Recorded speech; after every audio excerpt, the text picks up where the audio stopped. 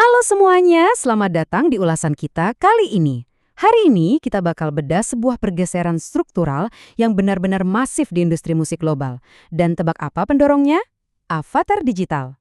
Serius, siap-siap aja, karena apa yang bakal kita bahas ini secara harfiah mendefinisikan ulang pemahaman kita tentang apa arti menjadi seorang artis. Coba bayangin situasi ini. Tokyo tahun 2007.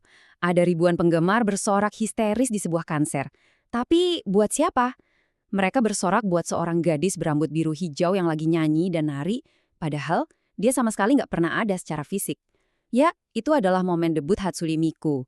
Miku ini ibarat konsep selebriti super sempurna yang mustahil ada di dunia nyata. Nggak ada celah, dan yang paling penting buat industri hiburan, 0% resiko skandal. Keren banget kan? Oke, mari kita bahas ini. Bagian pertama, Pixel mengalahkan selebriti asli, evolusi bintang virtual. Kalau kita tarik mundur 20 tahun ke belakang, cepet aja nih, semuanya mulai di Jepang tahun 1996, sama Kyoko Date, virtual personality pertama di dunia. Terus, lompatan besarnya terjadi di 2007 bareng Hatsune Miku tadi. Dan ingat, Miku ini nggak cuma sekedar karakter. Di tahun 2010, dia udah berevolusi jadi semacam platform kolaborasi. Bayangin, ada lebih dari 22.000 lagu yang dibikin langsung sama para penggemarnya.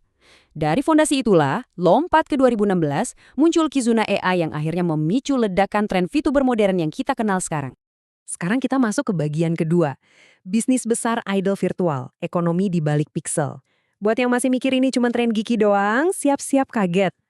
Lihat angka ini, 43,4 miliar yen. Ini adalah rekor pendapatan Cover Corp, perusahaan di balik 88 VTuber Hololive, cuma untuk tahun fiskal 2025 mereka. Ini jelas bukan lagi pendapatan skala startup kecil-kecilan, ini udah level korporasi hiburan raksasa.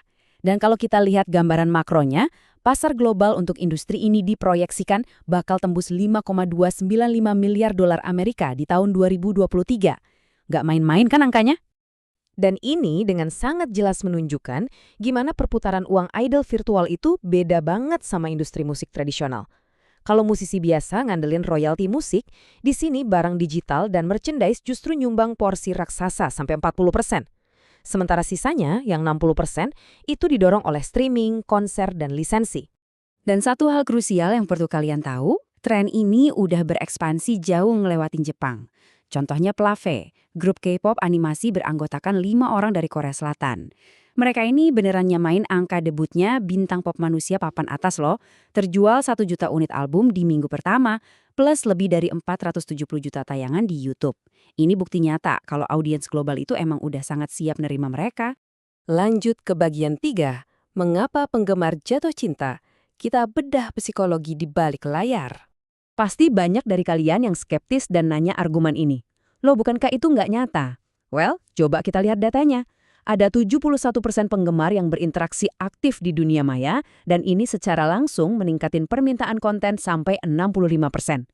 Lagi pula, di era sekarang, koneksi emosional kita sama selebriti manusia aja udah sepenuhnya dimediasi sama layar HP kan? Jadi sebenarnya, batas antara mana yang nyata dan virtual itu emang udah makin kabur. Nah, hal yang sangat menarik dari perbandingan ini adalah kontras fundamentalnya. Selebriti manusia itu citranya dikurasi ketat sama tim PR. Mereka bisa menua dan rentan banget sama risiko skandal perilaku. Di sisi lain, idol virtual nawarin kesempurnaan abadi. Nggak ada tuh drama.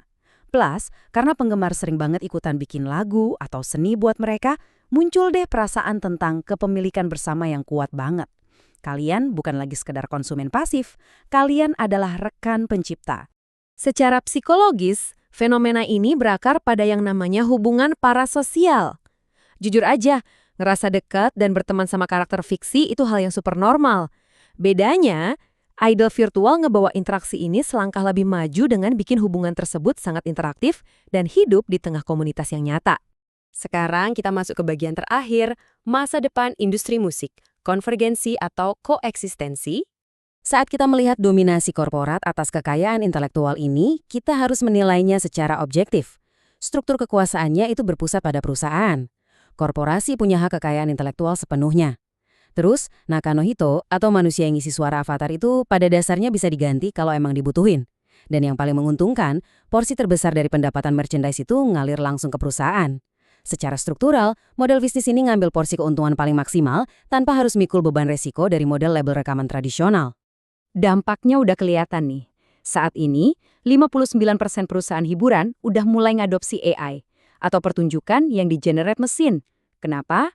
Karena efisiensinya tak tertandingi. Konser virtual kini diselenggarakan lebih dari 500 kali setahun. Bisa ngejangkau ratusan negara dalam sekejap, tanpa biaya tur fisik yang sangat mahal. Bahkan, saking efisiennya, artis manusia pun kini mulai ngadopsi avatar digital mereka sendiri. Yang pada akhirnya ngebawa kita ke perenungan akhir ini. Sebenarnya apa sih yang kita cari dari seorang artis? Apakah kita sekedar mengagumi sebuah suara, mengikuti sebuah cerita, atau kita mencari rasa memiliki dalam sebuah komunitas? Fakta bahwa avatar digital bisa ngasih kita itu semua adalah sesuatu yang luar biasa. Pertanyaan ini layak banget buat kalian ingat-ingat soal masa depan hiburan setiap kali kalian mau nekan tombol subscribe. Terima kasih udah nyimak ulasan ini dan sampai jumpa.